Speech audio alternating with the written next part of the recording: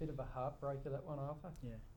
Yeah, absolutely, Rob. Yeah, there's a pretty disappointed group in there. Definitely felt should get something out of the game.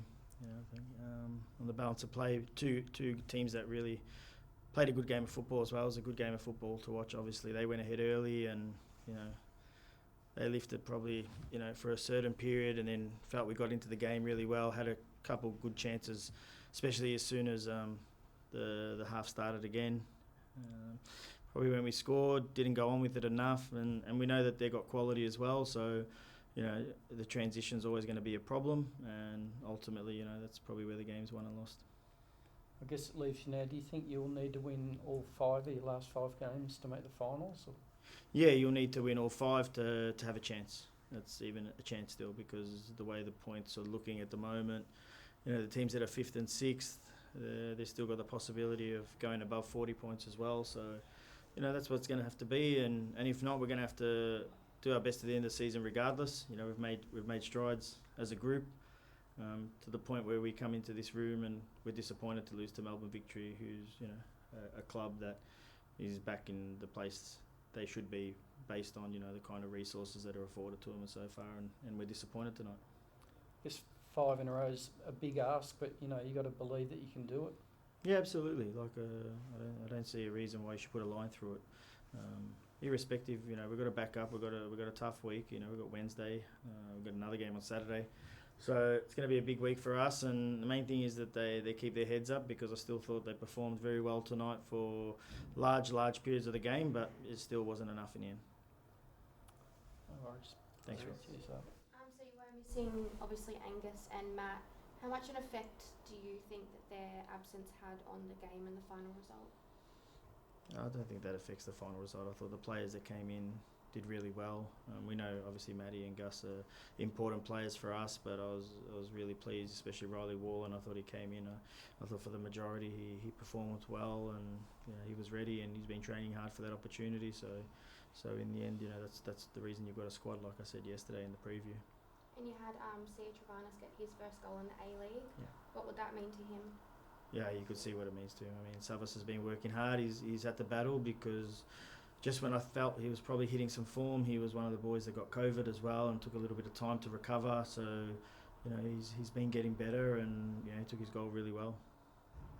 Thanks. Joey, you want to go, mate? You mentioned how you really began to come back into the game, and it was really noticeable in that second half. Did you make any adjustments at half time that you thought were really important in that comeback? Not really, to be honest, Joey. I really felt, I know that they got a goal early in play, and sometimes that dictates as well how high they want to press, and they're very good structurally and defensively. So apart from that and maybe a couple moments, I felt it was fairly even in the first half. I thought we could be a little bit more aggressive.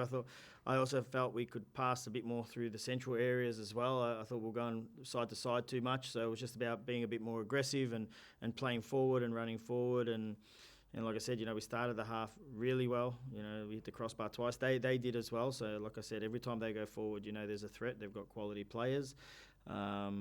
But it wasn't really a huge adjustment. I think, the thing that you're always looking for is, when you make changes as well, to get impact out of that. And I don't know if we got enough out of that tonight.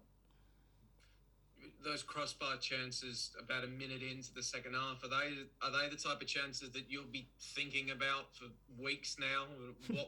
As a what if? We don't have the time to do that, Joey. Yeah, we haven't had the time to think about many games, because before you know it, you're on to the next one. So, yeah, there'll be a sleepless night tonight, which is the usual. And tomorrow, like I said, the main thing is to pick them up. And there was a lot of positives out of it too.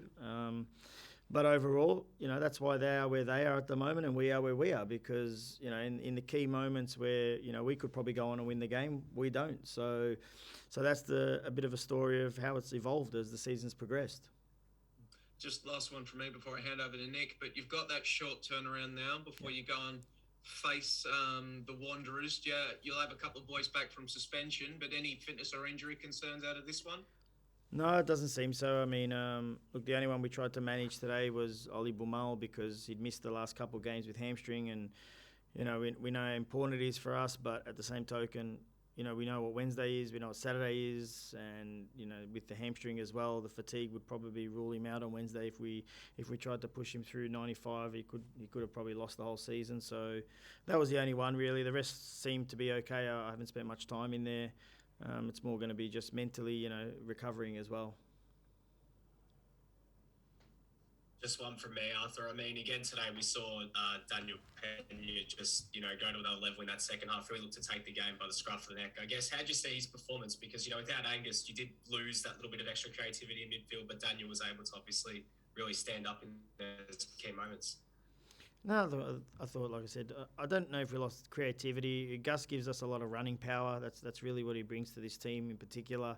And then we know with Daniel, you know, what he gives us in terms of creativity as well. So I thought the performance, you know, there's really some outstanding moments, and there's still the moments where the weight of the pass, the timing also, you know, is part of maturing as well. So I think, you know, he's progressed so much, and I still think there's a lot to progress.